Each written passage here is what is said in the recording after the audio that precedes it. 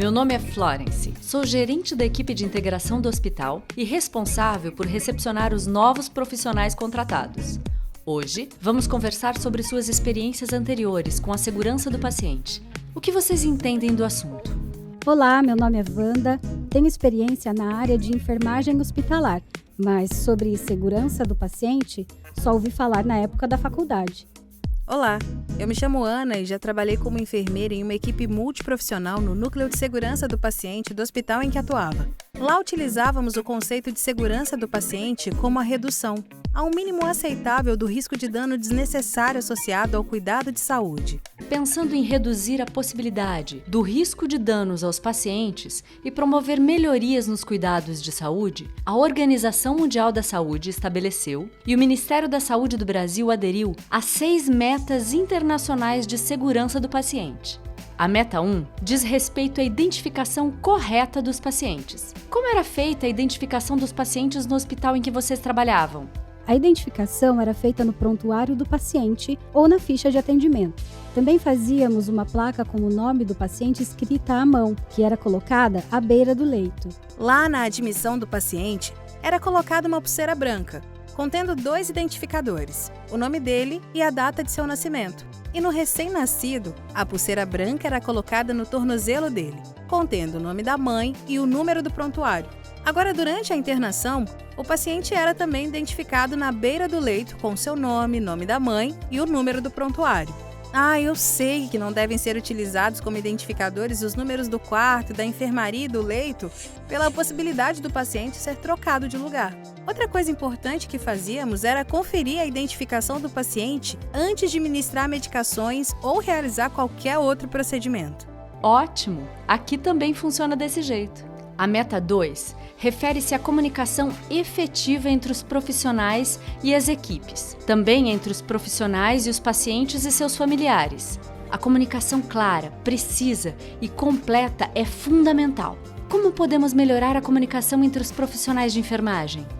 Vou exemplificar com a passagem de plantão, que era feita no posto de enfermagem. Falávamos o número do leito do paciente, seu diagnóstico médico e como foi sua evolução no período. Nós fazíamos diferente. A passagem de plantão era em local reservado e calmo.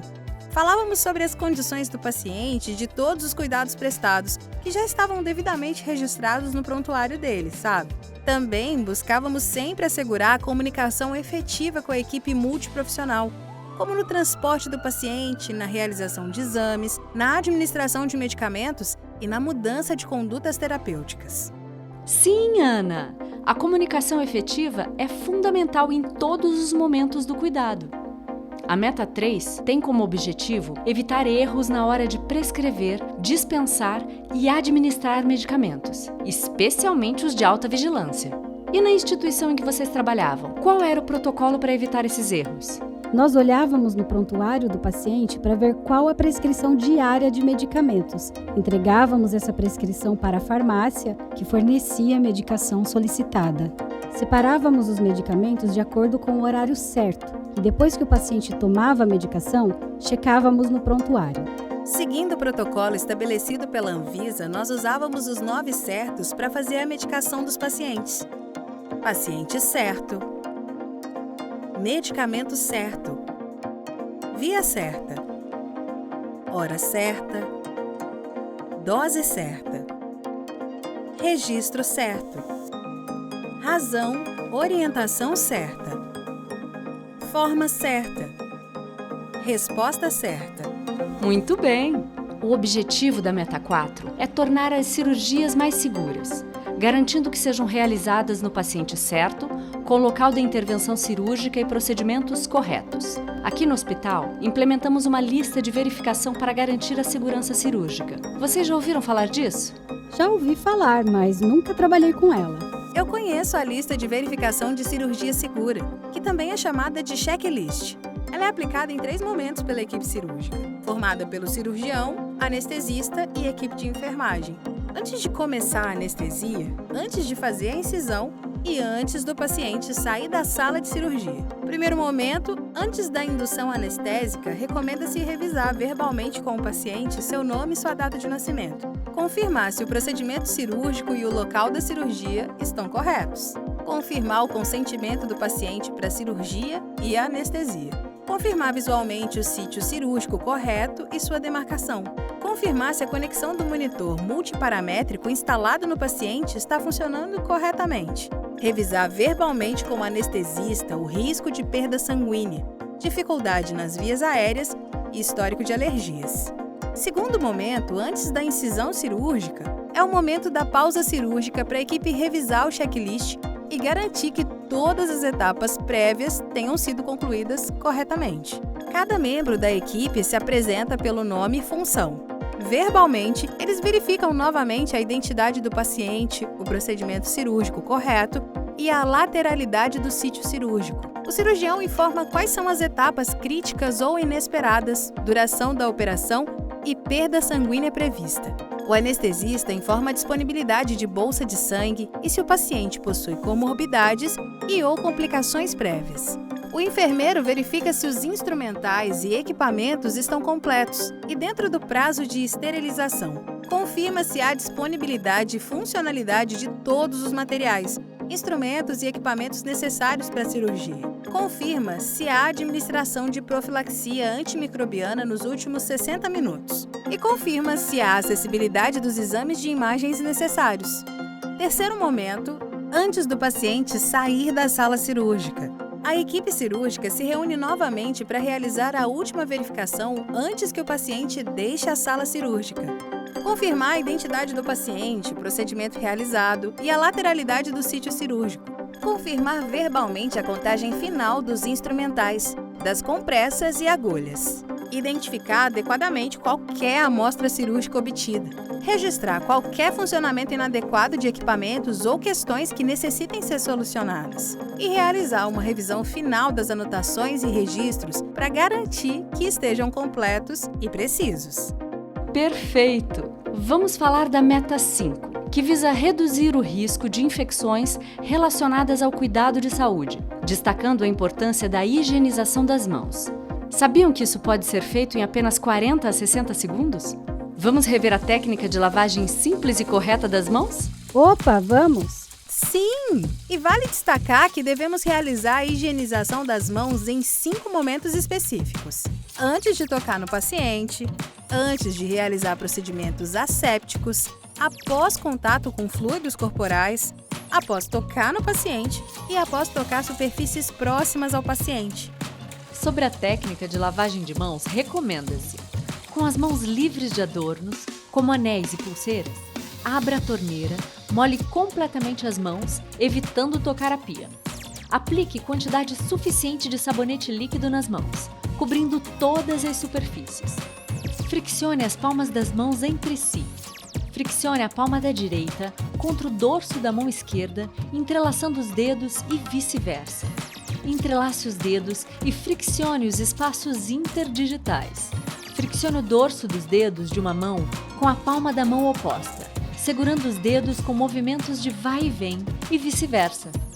Friccione o polegar esquerdo com o auxílio da palma da mão direita, utilizando-se de movimentos circulares e vice-versa. Friccione as polpas digitais e unhas da mão direita contra a palma da mão esquerda, fazendo movimentos circulares e vice-versa. Enxague bem as mãos com água. Seque as mãos com papel toalha descartável. Utilizando a mesma toalha de papel, feche a torneira se necessário, para evitar o contato direto das mãos com a superfície. Vale ressaltar que quando não houver sujidade visível nas mãos, elas podem ser higienizadas com álcool em gel seguindo os mesmos passos, por 20 a 30 segundos. A Meta 6 busca reduzir o risco de lesões em pacientes, como lesões por pressão e quedas. Qual é a experiência de vocês com a prevenção de lesão por pressão? Para evitar lesões por pressão, mudávamos a posição do paciente regularmente e utilizávamos almofadas em áreas de contato ósseo.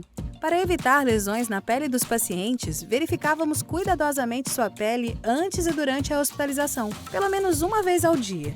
Nós prestávamos especial atenção às áreas onde os ossos do corpo ficam mais salientes, como cotovelos, calcanhares e quadris. Certamente existem vários instrumentos utilizados para a avaliação do risco de desenvolvimento de lesão por pressão. Aqui, nós usamos a escala Braden para avaliação em adultos e Braden-Q para crianças. Essa avaliação deve ser feita principalmente na admissão, e o score alcançado deverá ser registrado, tanto no prontuário quanto na placa de identificação do leito do paciente. Para ajudar os pacientes a evitarem lesões na pele, usávamos um colchão especial, o colchão pneumático, travesseiros ou almofadas de gel e aumentávamos a superfície de apoio na região de pressão. Outra estratégia que usávamos era o emprego de produtos hidratantes, como os ácidos graxos essenciais, AGE. Quando necessário, utilizávamos barreiras para proteger a pele contra a umidade excessiva, como os filmes transparentes. O uso de luvas cheias de água para elevar calcâneos, cotovelos e mãos não eram recomendados. Além disso, para evitar pressão constante em uma única área, ajudávamos o paciente a mudar de posição a cada 2 horas. Também incentivávamos os pacientes a manterem a higiene corporal e boa nutrição. Os orientávamos e também a seus familiares a prevenirem e tratarem as lesões na pele. Ainda em relação à meta 6, qual é a experiência de vocês com a prevenção de quedas?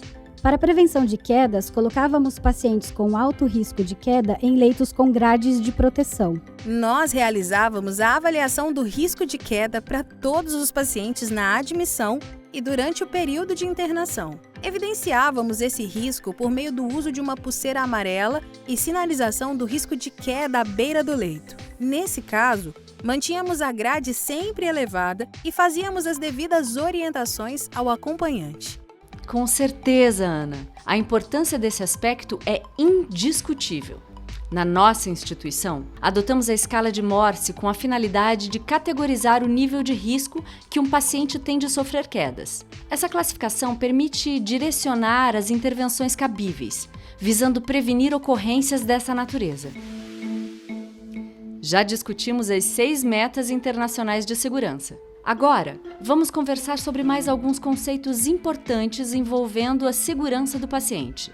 A Organização Mundial da Saúde e o Ministério da Saúde conceituam 4 tipos de incidentes que podem comprometer a segurança do paciente: circunstância notificável, near miss, incidente sem lesão e evento adverso.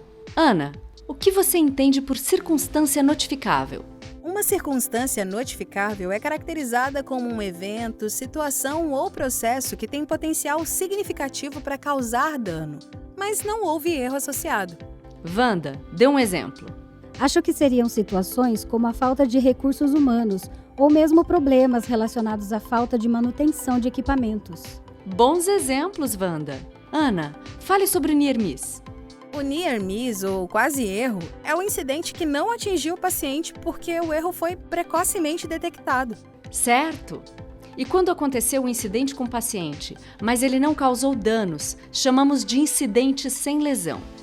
É evento adverso, um incidente que aconteceu e acabou prejudicando o paciente de alguma forma, provocando algum dano físico, social e/ou psicológico por causa disso. Outra coisa importante que eu quero comentar com vocês é que aqui no hospital sempre frisamos a importância de notificar incidentes. E em caso de dúvidas, indicamos buscar orientação no núcleo de segurança do paciente. Esse núcleo é responsável por inserir as notificações internas aqui do hospital no Notivisa. O Notivisa, como vocês devem saber, é um sistema informatizado da Anvisa para receber notificações de incidentes e queixas técnicas relacionadas ao uso de produtos e de serviços sobre vigilância sanitária. Ainda quero destacar para vocês que temos trabalhado muito por uma cultura de segurança do paciente. Compreendemos que todos os tipos de incidentes que falamos aqui merecem uma abordagem sistêmica, como algo coletivo e não somente individual. Saber trabalhar com essas situações, ao invés de se adotar medidas punitivas, tem grande potencial de promover melhorias de fato na segurança do paciente. Bem, hoje a gente conversou sobre assuntos importantes relacionados à segurança do paciente. Mas ainda vamos discutir em outros momentos estratégias adotadas aqui que têm ajudado a reduzir os incidentes no hospital. E agora vamos conhecer tudo de perto.